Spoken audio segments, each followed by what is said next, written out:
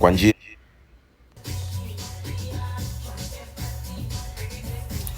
Okay guys, naenda kuwaonesha jinsi ya kununua USDT kwa njia ya Binance, ambayo ndio most popular, inatumika sana duniani. Kwa hiyo utafungua Binance. Ukifungua Binance, kama ndio unaanza kutumia Binance yako itakuwa upo katika muonekano kama huu. Let me switch to light. Itakuwa katika muonekano kama huu. Kwa hiyo ili tuweze kupata features nyingi, maana yake lazima tuende kwenye pro version. Umeona? Kwa sasa ili uweze kubadilisha upate pro version, tutabinya hapa juu kwenye hii sehemu ya njano kushoto. Utabinya hapo. Ukishabinya hapo, then utabinya hapa chini sehemu iliyoandikwa Binance Pro. Kwa ukibinya hapo, Binance itajibadilisha kutoka katika mfumo wa Lite kuja katika mfumo wa Pro. Sasa ili uweze kununua USDT kwa Afrika, ni lazima ufanye P2P. Katika nchi nyingi za Afrika, ni nchi chache sana Afrika ambazo zina support kununua USDT kwa kutumia kadi ya benki, which is ukitumia kadi ya benki pia inakuwa ni changamoto kwa sababu wanakata, alafu yani wana makato makubwa. Kwa ni bora ufanye njia ya P2P, yani personal to personal, yani unampa mtu hela anakupa USDT, au unampa USDT anakupa hela. Kwa hiyo ili sasa uweze kuingia katika soko ambapo watu wanauza hizo USDT, utabinya hapa sehemu ambayo imeandikwa trade hapa chini. Kama unapoona hapa kuna sehemu imeandikwa market, imeandikwa home, market, then trade. Kwa hiyo utabinya trade. Au njia rahisi ukiwa home, utabinya hii sehemu ambayo imeandikwa P2P. Hapa juu hapa. Reference pay, transfer, trading bot, P2P. Unaweza ukabinya hapo. Au unaweza ukabinya trade. Kwa mimi nitabinya trade. Ukifungua trade, hapa juu utaona kuna conversion, spot, migraine, whatever. Bot, copy, buy and P2P. Sisi tunaenda kubinya P2P. Juu hapa utabinya P2P. Kwa kama simu yako labda ina kio kidogo, maana yake utajaribu kuscroll, utaiona hii P2P. Kwa utabinya P2P hapa. Ukishabinya P2P hapa, watakuja watu ambao wanauza. Kama unavyoona hapa juu hapa kuna sema ndiko buy na sell. Kwa sisi hapa tupo kwenye buy, maana yake tunataka kununua. Hawa unawaona hapa ni watu wamekuwa listed, ni wanauza USDT. Wote hao unaona. Sorry, nimefungua vibaya. Na hapa pembeni kwenye sell, hawa ni watu ambao kama una USDT unataka kuziuza, ndo utapia hapa. Umeona? Yani kwamba una USDT unataka umuuzie mtu akupe T shillings. Kwa ndo utakuja hapa, utafuata same process ambazo nitaenda kuzielekeza, kwa sababu mimi nataka kununua USDT, kwa nitabinya buy. Kwa nikishabinya buy hapa, kitu cha kwanza ninachotakiwa kuangalia ni kwamba nayemuuzia, anayeniuzia ana support kupokea malipo kwa njia gani. Kama unavyoona hapa upande wako kulia kuna sehemu imeandikwa Tigo Pesa, M-Pesa, Airtel Money, Pay, M-Pesa Bill. Ukiangalia hapa jamaa utaona jina lake, yuko verified na T shillings rate anayoitumia. Lakini ukisoma hapa chini yake kuna sehemu imeandikwa limits na chini yake available. Available. Sasa huyu jamaa anauza kuanzia shilingi, yani ana USDT 70, ana USDT 27. Lakini kiwango chake cha kwanza cha kukuuzia ni kuanzia 10,000. Na as you can see hapa watu wengi wanaanzia 10,000, ila wapo wanaanzia 6,000. Kwa sasa ili uweze kufanya transaction, utaangalia hapa mtu anayesupport kwanza njia yako ya malipo. Kwa mfano mimi hapa nataka nitumie NMB. Namuona huyu jamaa anatumia NMB. Kwa kitu cha kuzingatia hapa kwanza, as you can see kama huyu bro Zack, hii jina lake B, kwa chini hapa kuna kialama cha kijani, maana yake yuko online au alikuwepo online au yupo online, alikuwa online muda mfupi. Kwa unaweza kaingia hapa, mfano kama huyu jamaa huyu jamaa chini hapa, huyu hapa, ngoja niweke hapa juu. Huyu T2 Paya sijui ana support NMB na CRDB na mitandao mingine, lakini ukiangalia hapa anaonekana kama hayuko online. Umeona? Kwa hiyo sasa, kwa sababu mimi nataka nifanye transaction kwa kutumia NMB, alafu rate yake ukiangalia hapo utaona 2770, lakini sasa hayuko online. Alafu kuna huyu hapa yeye 2775 lakini yuko online. Kwa hiyo mimi nitaenda kubinya kununua kwa huyu Nsekera Merchant. Nitanunua kwa huyu kwa sababu nimeona hapa yuko online. Kwa hiyo nikishafungua hapo nitaandika amount ninayotaka kununua. Kwa kama unataka kununua shilingi USDT za 100,000 utaandika 100,000. Au kama unataka kununua katika mfumo wa USDT utabinya buy crypto. Utachange hapa kutoka buy flat utakuja buy crypto. Ukishabinya buy crypto hapo utaandika kiwango unachotaka kununua. Kwa mfano mimi nataka ninunue USDT 105 ili hizo zingine, yani nataka USDT 100 lakini nitanunua na 5 kwa sababu ya nyingine kama nataka nitumie kwenye network fee na nini vitu kama hivyo. Kwa hiyo itanionyesha hapa kwamba natakiwa nilipie 291,513. Kwa hiyo ana njia nyingi za kufanya malipo. Kwa hiyo mimi nita change hapa kutoka M-Pesa, nitabinya hapa kutoka M-Pesa, nitabinya Zen CRDB. Nikishabinya CRDB chini hapa utaona kuna sehemu imeandikwa terms, advertise nini. Jamaa anasema kwamba no third party payment allowed. Yaani maana yake hii kama unalipia kutoka kwenye benki ya mtu, maana yake hata kubali kufanya biashara na wewe. Anataka jina linalosoma Binance ndio liwe jina ambalo litafanya malipo. Kwa ameandika hapa maelezo kibao, mimi sitayapitia. Ameweka na namba ya simu. Usilipe kama majina yako ya muamala hayafanani ya account ya Binance.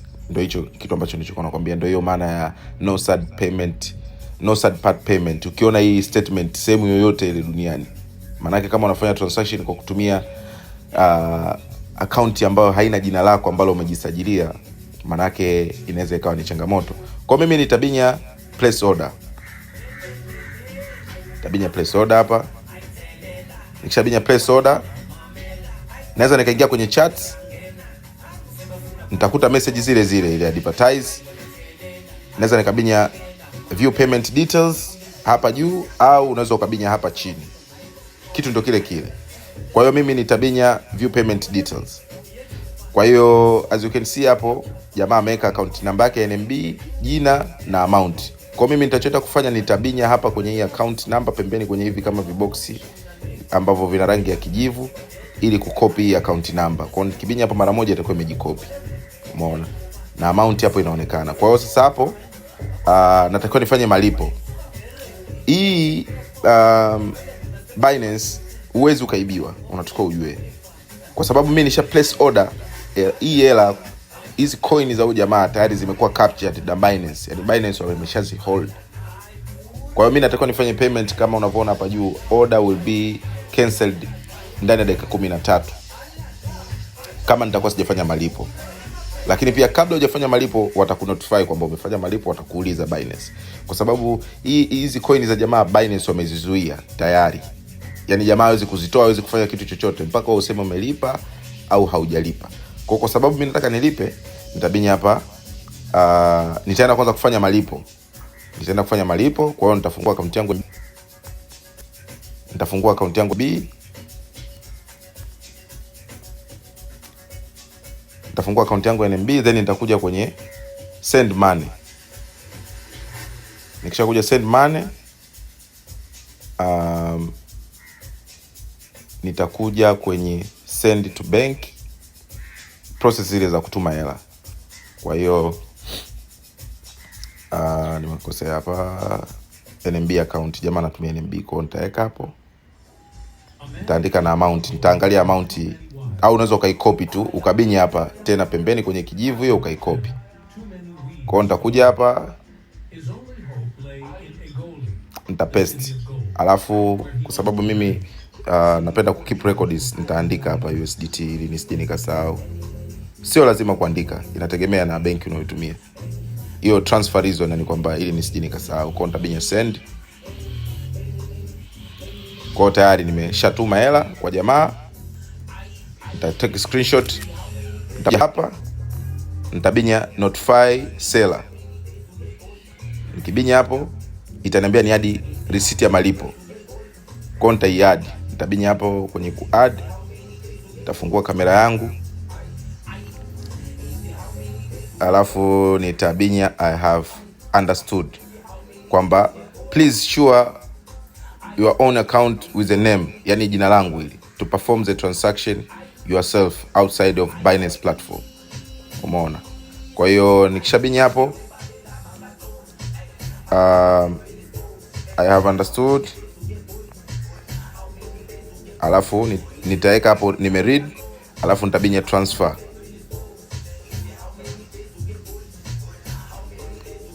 Umeona jamaa hapa alikuwa ashanitumia message kwamba nitumie receipt.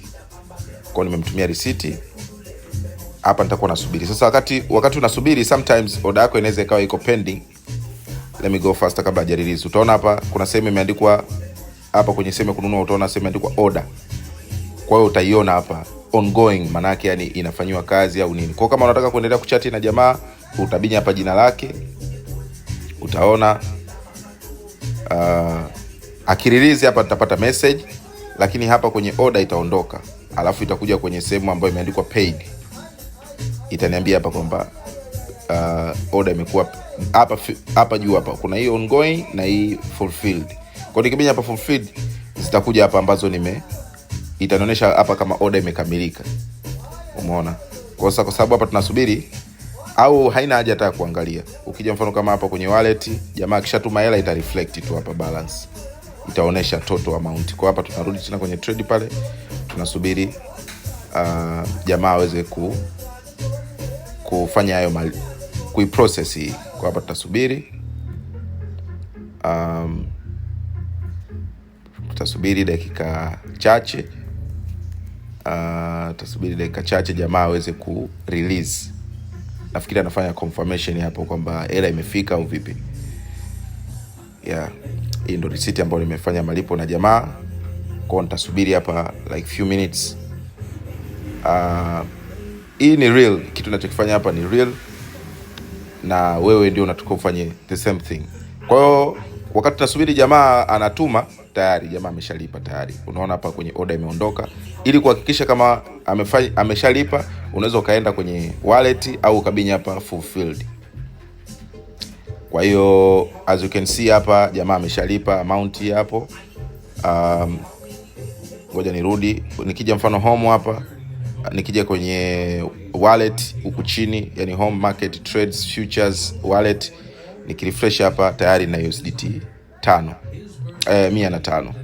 Umeona? Kwa hiyo ndio njia ambayo unafanya manunuzi na USDT. Kwa hiyo tayari na USDT 105 ambazo ni sawa sawa na dola 185. Kwa hiyo sasa mimi hizi USDT nilikuwa nataka nizipeleke kwenye Just Market, nifanye deposit, nataka ni trade. Na wewe kama unataka kuweka kwenye stake au wherever, option ndio ile ile tu. Kwa mfano, kama unataka kwenda kuweka hii hela kwenye stake, maana utafungua stake. Utafungua stake.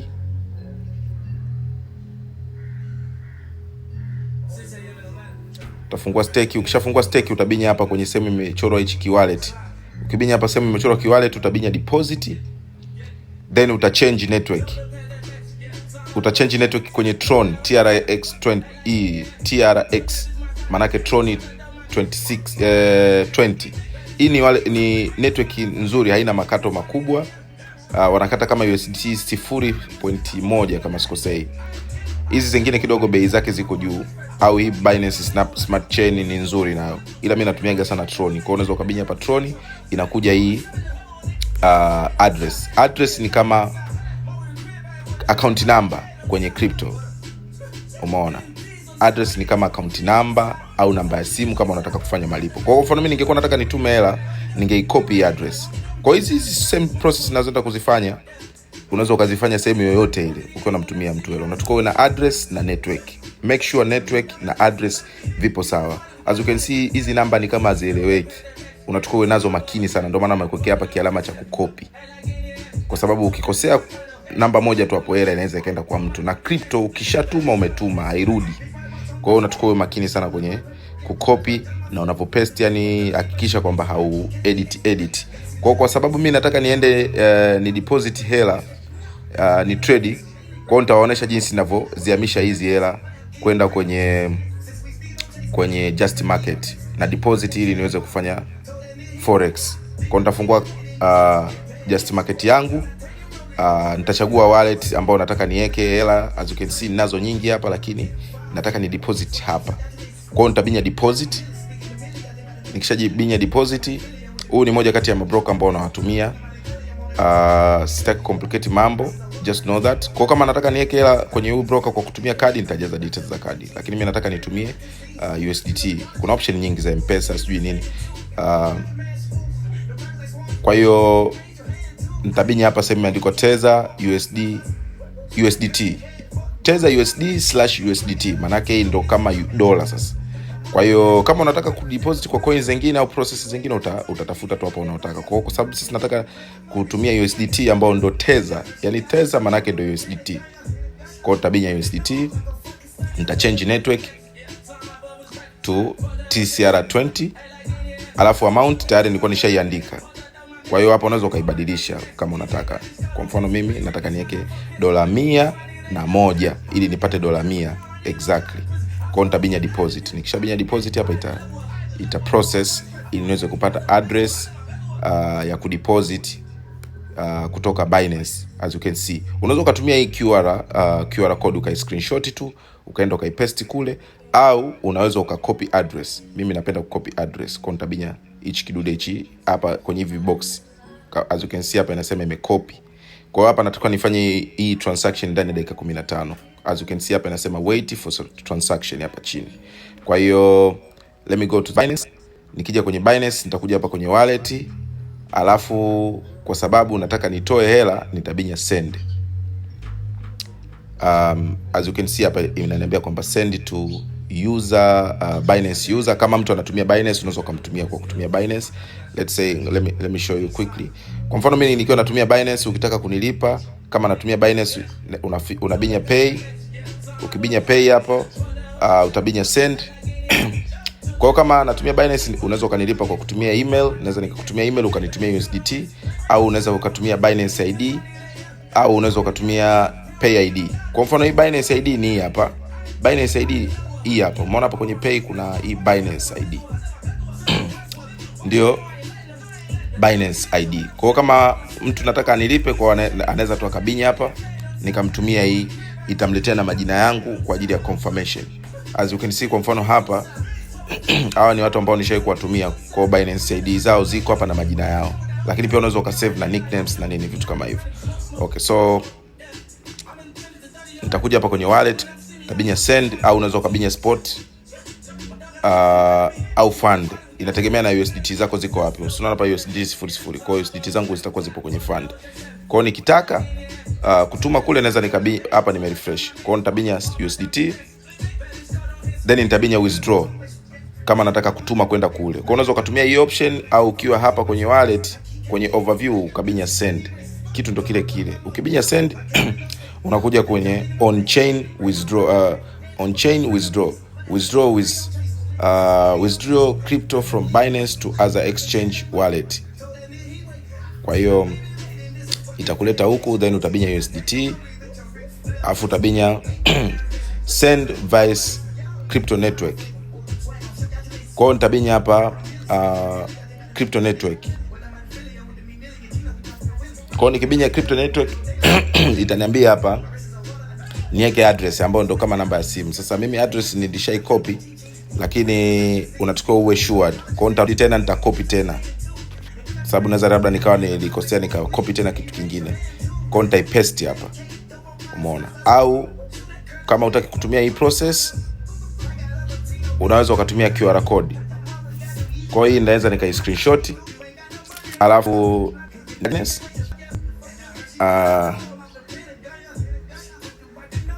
nikaja kwenye Binance kwa kubinya hapo, alafu nitabinya upload. Utabinya upload, utabinya hiyo QR code hapo. Tayari itakuwa imeshajikopi. Alafu network nita change hapa. Network kuja kwenye Tron. Nitabinya hapa, nita select Tron. tap, ambao ndo TRX.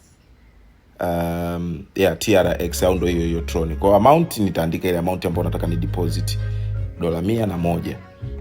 Kwa nitaweka $102 kwa sababu wanachaji network fee ili ingie exactly. Then nitabinya withdraw, nitabinya confirm.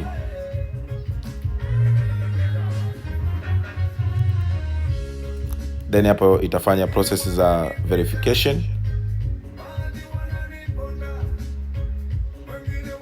Kwa hiyo itaniambia hapa withdraw is on process. Nikiamua naweza nikabinya history kuweza kuangalia kama hela tayari imeshaenda. As you can see hizi ambazo zimejilist hapa ni transaction ambazo nimeshawahi kuzifanya, ni transaction ambazo nimeshawahi kuzifanya. Kwa hiyo zimeandikwa complete huku pembeni, huku kulia chini zimeandikwa complete. Kwa hiyo kwa sababu hii ipo kwenye process, utaona hapa imeandikwa processing, alafu imeandikwa 0.0/1, maana yake inajifanyia process, inafanya process. Kwa hiyo baada ya ikikamilika, kuna transactions zingine ukizifanya process inaweza ikakaa 5 ngapi, inategemea. Hii kwa sababu inakamilika ndani ya dakika moja, kwa ndo maana imeandikwa process 1 minute. Kwa hiyo kibinya hapo utaona hapa kwamba ina process. Umeona? Kwa kama umekosea kutuma, unaweza kubinya hapa report scam, lakini mimi sijakosea, kwa hiyo siwezi kubinya hicho kitu. Kwa hiyo nitasubiri hapa, wakati huo nikija hapa tayari huku nitakuwa nisha process. Kwa hiyo zitakuja details kwamba hela, yani kwamba hii zina detect hizi. Kwa hiyo tayari hapa imesha detect kwamba hela imefanywa process, yani kwamba inamjuza mtu, yani inajuza hii system kwamba tayari transaction inakuja, iko njiani, yani hela iko njiani. Kwa ndo maana pale ilikuwa inajiandika kwamba unconfirmed. Kwa hapa hela tayari hela imeshafika, ndo maana unaona imeandika confirmed. Umeona? Kwa tayari hela hapa nishafanya deposit ya USDT kwenye wallet yangu hapa. Nikirefresh hapa tayari unaona na $101. Umeona? Kwa hiyo ndo njia ya kudeposit hela. Kwa kama ulikuwa unaenda kuweka kwenye stake, ndo unafanya the same process. Kama ulikuwa unaweka hela kwenye 1xBet, ukitumia hii option ni nzuri sana. Kwa sababu haina makato ukitumia kutoka 1xBet. Ukiona sehemu imeandikwa Binance Pay, wanatumia unaweza kudeposit kwa kutumia Binance Pay. Kwa mfano nikibinya hapa deposit kwenye 1xBet yangu, nikija hapa chini nitaiona Binance Pay hapa. Kwa kama Binance yako ipo kwenye hii simu unaotumia na 1xBet, ndio unaweza kufanya hii transaction, kwa sababu hii ina detect Binance direct. Hamna mambo sijui ya kuandika address au nini. Kwa mfano hapa nikiandika nataka ni deposit USDT 10 ambao labda ni $10. Nikibinya confirmation hapa, ita process, then itaenda itanipeleka kwenye Binance. Automatic yenyewe itafungua Binance. Itaniambia niingize password. Kwa hiyo nataka wewe tayari uwe na USDT. Kwa hapa nikibinya deposit, manake hela itaenda kwenye 1xBet direct. Same na withdraw. Kama ulitumia Binance Pay. Yaani Binance ina categories nyingi za kufanya malipo. Kuna hiyo Binance Pay na kuna kutuma kwa kutumia address. Kwa hiyo kwa kutumia address ndio unafanya hivyo, na withdraw ndio hivyo. Ukitaka withdraw utabinya setting hapa, utabinya withdraw from account, then utakuja withdraw by Binance Pay. Kwa kubinya Binance Pay hapa itakwambia uweke Binance ID, ambayo Binance ID ndio hii hapa. Ukibinya hapa home, ukibinya hapa juu utaiona hapa Binance ID, hii hapa juu hapa ID imeandikwa ID. Au ukitaka kuipata kwa njia rahisi utabinya pay. Ukishabinya pay utaicopy hapa, au hata ukibinya receive pay, ukibinya pay hapa utaiona hii. Kwa hapa nikibinya hapa hapo nitakuwa nimeicopy hapa Binance ID copy. Kwa hiyo nimebinya sehemu nyingine. Kwa hiyo nakuja hapa kwenye Binance na ipaste hapa hii, au unaweza ukaiandika. Nikipaste nitabinya confirm. Nikibinya confirm, kwa kama nilikuwa na hela humu, hela itatoka direct, itaenda tu kwenye Binance instant, yani hapo hapo. Kwa sababu sina hela ndio maana hii transaction inashindwa kufanyika. Kwa kama unataka ku deposit, hii ndio njia rahisi. Kwa wale watu ambao wanatumia 1xBet, hii ndio njia rahisi ya kudeposit hela. Unaweza kutumia njia nyingine, kwa mfano kama kuna njia nzuri hapa, let's say kuna hii Skrilla, alafu kuna AstroPay kwa hapa. Hii AstroPay, lakini wana makato makubwa sana kwa sababu wana makato makubwa sana. Lakini unaweza ukatumia hii njia, au kama unatumia ile bet 250 ngapi, ndio unaweza ukatumia hii njia ya AstroPay kufanya deposit. Lakini ukiona sehemu na recommend, ukiona sehemu alafu nafikiri withdraw tayari imekubali withdraw from, let me see, kwa sababu walikuwa na shida ya withdraw, no, haijakubali. Huwezi withdraw kwa kutumia mobile money. Kwa ukiwa unatumia njia hii, ndio njia nzuri, safe, alafu ni quickly, yani any amount, yani ukishinda hata bilioni 1 ukitaka kuitoa unaitoa. So mambo sijui mpaka uende kwenye ofisi, sijui kama ulikuwa nchi ya mbali mpaka urudi, kama mfano Sportbet ukishinda mpaka urudi Tanzania hivyo, uende na vitambulisho nini. Hii ni hela zako unazipata instant hapo hapo. Kwa hiyo ndio process. I think everyone umenielewa. Kama hujanielewa, just go review the video, everything is here.